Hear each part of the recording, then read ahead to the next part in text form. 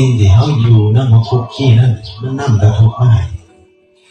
แต่ว่าเขากระทนอยู่เนี่ยทนอยู่ไปอย่างตัณหาผูกไปตัณหาเนี่ยมันเป็นลักษณะทะยานอยากมันอยากบ่เกี่ยวกับอันนั้นนี่สิให้สุขหรือให้ทุกข์นี่แต่มันแต่อยากหวังสุขหวังให้ดีขึ้นเอาสมมติแต่เจ้าบ่คันได้เข้าใจสมมติเจ้าอยู่กับผัวบ่ฮักเจ้าอยู่กับแฟนแต่ว่าแฟนบ่ฮักแต่ว่าอีหยังเป็นเหตุให้เจ้าอยากอยู่กับเขาตัณหาอยากให้อยู่หันแต่ว่าอยู่หันถามว่าดีว่าบ่ดีก็คือตะตีนตะมือนะเขาตีเขาขามันได้เขาเอาตัวมาให้กับบ่มีอยู่นะกับวัดเอาถามว่ามันอยู่เป็นสุขบ่เฮ็ดอีหยังก็เขียดก็กระดาแต่เป็นอย่างยัง